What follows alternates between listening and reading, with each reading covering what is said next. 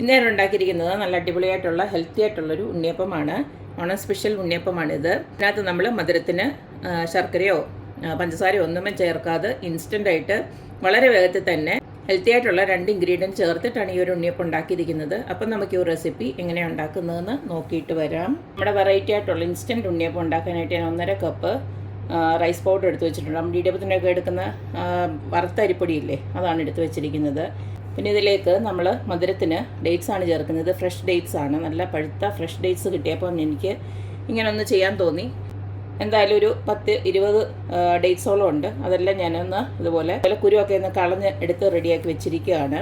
നമ്മുടെ ഈ ഉണ്ണിയപ്പത്തിനൊക്കെ നമ്മൾ പഴമൊന്നും ചേർക്കുന്നില്ല. അതിന് പകരം ഞാൻ സ്വീറ്റ് പൊട്ടറ്റോ ആണ് എടുത്ത് വെച്ചിരിക്കുന്നത്. 2 തരത്തിലുള്ള സ്വീറ്റ് പൊട്ടറ്റോ ആണ്. ഒന്ന് ഈ ഒരു കളറിലുള്ള സ്വീറ്റ് പൊട്ടറ്റോയും പിന്നെ വൈറ്റ് കളറിലുള്ള സ്വീറ്റ് പൊട്ടറ്റോ ഉണ്ടല്ലോ, ഇത് രണ്ടും കൂടെ ചേർത്ത് പുഴുങ്ങിയതാണ് വെച്ചിരിക്കുന്നത്.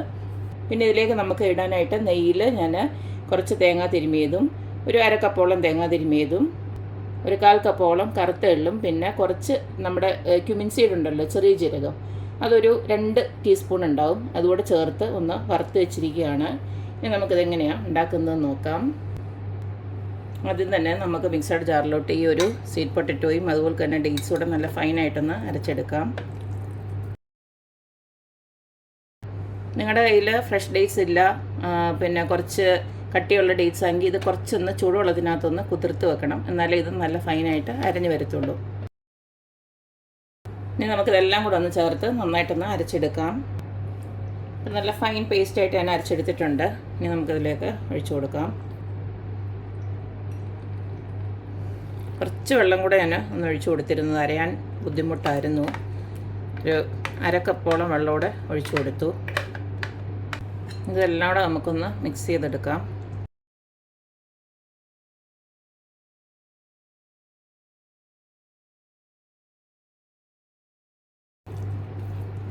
ഇതെല്ലാം കൂടെ ഒന്ന് മിക്സ് ചെയ്തതിന് ശേഷം നിങ്ങൾക്ക് മധുരം ഒന്ന് വേണമെങ്കിൽ നോക്കാം. ഇൻ കേസ് കുറവാണെങ്കിൽ കുറച്ചും കൂടെ ശർക്കരപ്പൊടിയോ അല്ലെങ്കിൽ പിന്നെ ആദ്യം മുതലേ ഈ പറഞ്ഞ പോലെ ഈന്തപ്പഴം ഒന്നും കൂടെ അരച്ച് ചേർക്കണം. കുറച്ച് വെള്ളം ഒന്ന് ഒഴിച്ചു കൊടുത്ത് ഇത് ഒരു ഉണ്ണിയപ്പത്തിൻ്റെ മാവിൻ്റെ പരുവത്തിന് നമുക്കൊന്ന് ആക്കിയെടുക്കാം.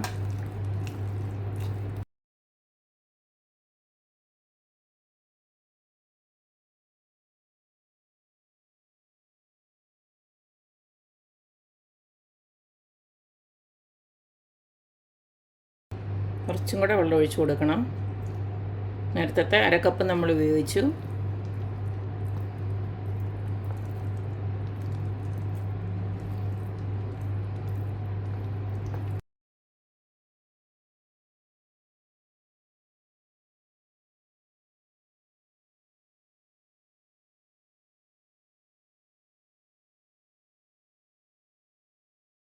ഇനി നമുക്ക് ബാക്കി പൊടികളൊക്കെ ഇട്ടതിന് ശേഷം കുറച്ചും കൂടെ വെള്ളം ഒഴിക്കേണ്ടി വരും. ഞാനിപ്പോൾ കുറച്ച് ഏലക്കാപ്പൊടി ഇട്ട് കൊടുക്കുകയാണ്.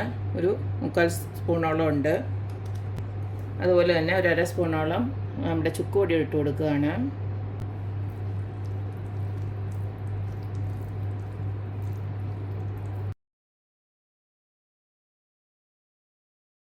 ഇനി ഇതിലേക്കൊരു പൊടിയോളം ഉപ്പിട്ട് കൊടുക്കുക. ഒരു 1/4 സ്പൂണോളം ഉപ്പിട്ട് കൊടുക്കുന്നുണ്ട്.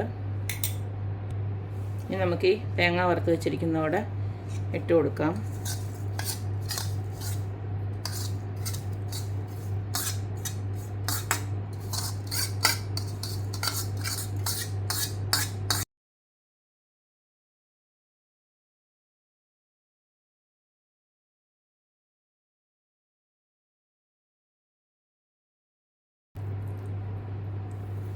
അപ്പം ഇനി നമുക്ക് കുറച്ചും കൂടെ വെള്ളം ഒന്ന് ഒഴിച്ചു കൊടുക്കാം.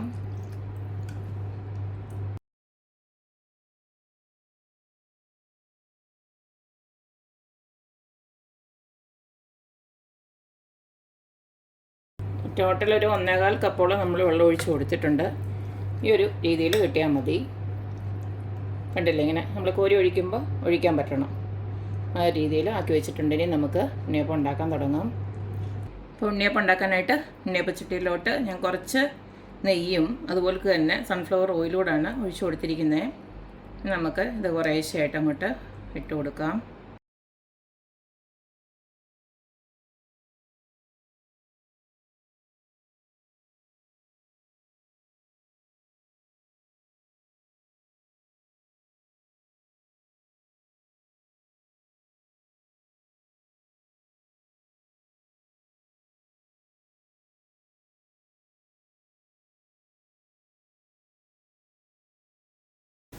രണ്ട് വശവും തിരിച്ചു മറിച്ച് വിട്ട് നല്ല മുരിഞ്ഞ് കഴിയുമ്പോൾ നമുക്ക് ഇതുപോലെ എടുത്ത് മാറ്റാം.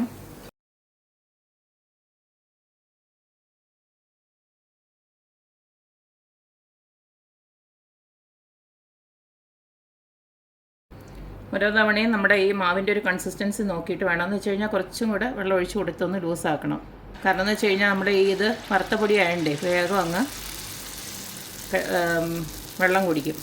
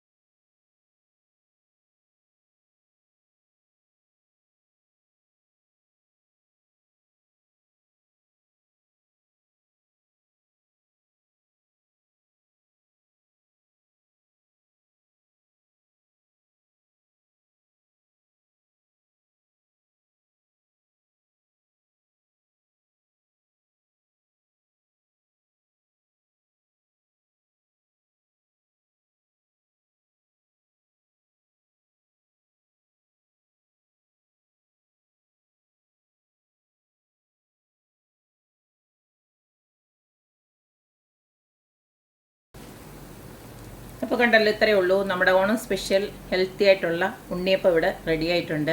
ഇതിനകത്ത് നമ്മൾ മധുരത്തിന് ശർക്കരയോ പഞ്ചസാരയോ ഒന്നും ചേർത്തിട്ടില്ല. ജസ്റ്റ് ഡേറ്റ്സ് മാത്രമാണ് ഇട്ട് കൊടുത്തിരിക്കുന്നത്. എന്നിട്ടും നല്ല ഉണ്ണിയപ്പത്തിൻ്റെ കളർ തന്നെ കിട്ടിയിട്ടുണ്ട്. അത് മാത്രമേ ഉണ്ടായിരുന്നുള്ളൂ എനിക്കൊരു ഡൗട്ട് ഉണ്ടായിരുന്നത്. എന്തായാലും അതും അടിപൊളിയായിട്ട് വന്നിട്ടുണ്ട്.